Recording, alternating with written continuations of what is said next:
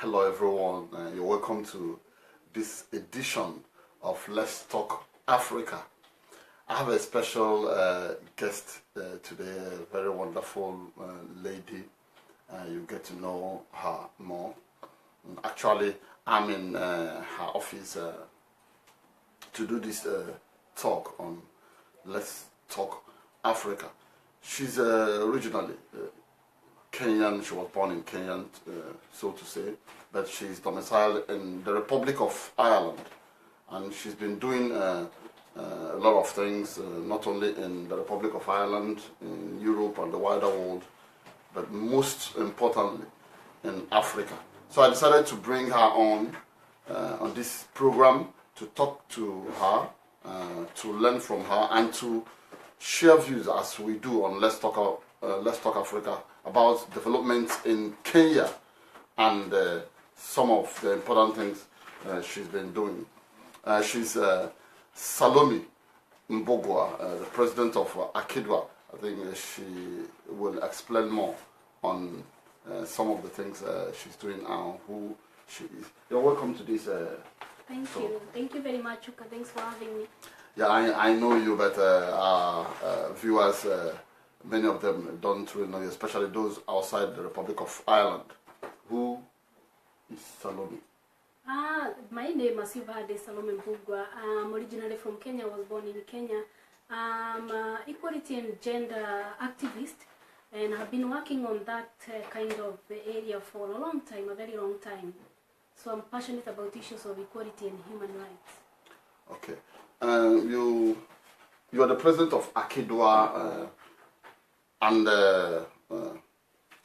you have another organization, Wezesha, but we'll come to that, so to say, to understand what you are doing.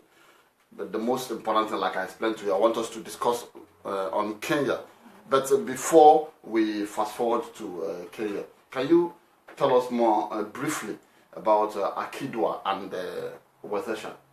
So we actually at the premises of AkiDwa, which is the network of migrant women in Ireland, and we were founded in 2001.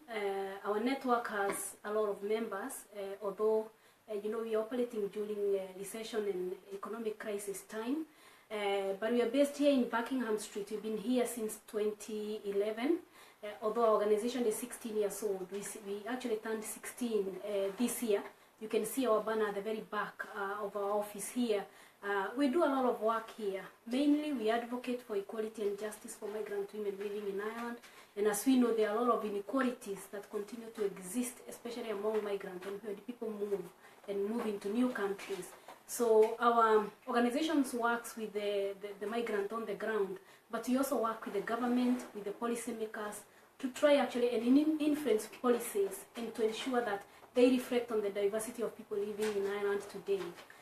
So we have a broad range of people from different backgrounds. We have over 40 countries represented within our organizations, among our members. So that is AkiDwa.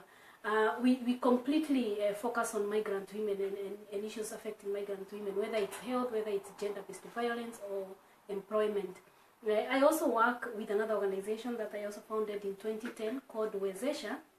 And Wezesha is actually the African Diaspora Development Organization that tends to actually encourage the African diaspora to invest more in Africa and also to give back to Africa, especially many Africans who have, developed and advanced in Europe, not only economically, but with skills and talent that they have, and any knowledge that they have acquired, within time.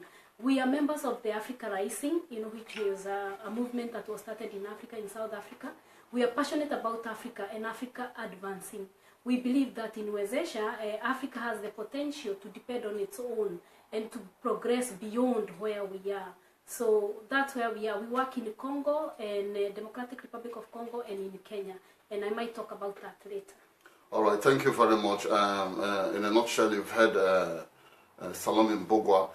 Today we want to talk about Kenya, although I didn't put it on the topic there. But if you are from Kenya, I want you to tag Kenyan. So she is Kenyan and she can tell us a little more that we don't know about Kenya. Now, Salome, there's issues coming up in Kenya. I don't know if you want to talk politics, because politics is very contentious, and what is happening in Kenya is building up. But we want to hear from you. What is the situation in Kenya with the end of the rescheduled elections, and the opposition is, Raila Odinga is mobilizing his supporters, rejecting the elections, threatening to swear himself in on Jamhuri Day on December 12th. And being Kenyan, what do you think about that? Just first to say that, I'm a Kenyan, I love Kenya. Kenya is a democratic country, and people in Kenya love peace, and we can see that based on what has happened since August. When I say Kenya is democratic, people have the right to air out their views and to go democratically, vote the leaders that they want, and also question anything that they may want to question. Because if we say we are a democratic country, we should actually be able to allow people to be democratic at the same time. So we had elections in August, as people know, in Kenya. We are talking of a very high population of over 34 million people living in Kenya. So we had many people going to vote, and voting in election was rejected because the opposition weren't very satisfied with the outcome of it. So a second election was organized for 26th of October. And the opposition side, Raila Odinga, said he wasn't going to go forward for the elections. But the elections went forward, and the president then was elected, the president-elect, President Uhuru Kenyatta, and then he was sworn in last week. So that's where things are now. I think people have been very peaceful. I think also, the oppositions have the right to speak out and say what they want. When I actually think about democracy, because I think oppositions are also very important to be able to challenge anything that is going on in the country. It is very important, and I think the opposition have their right to question and challenge anything. But I also the country has the right to have peace and to allow the people who have voted and people who want that peace to move on with their lives. Because it's like things were put in a standstill. So nothing that was happening very much. So just to say that it sounds to be peaceful at the moment. The swearing in happened last week. There are some people who are still not satisfied, and I would like honestly to say that even the opposition has very huge number of people who are the followers of Raila, and it's actually good and important to take that into account. That despite the fact that we have a president who have been elected by people, and he has a lot of people following him and people who like him and love him, there's also the opposition who have a lot of people who like him and follow him. So what's going to happen? You see, because you cannot have two presidents. I don't think you can have two presidents. The constitution doesn't allow that, because we have a new constitution in Kenya. But I'm hoping that the president, Uhuru Kenyatta, together with Raila, can come together, because we are talking about over 1 million people who are on the opposition side and supporting the opposition.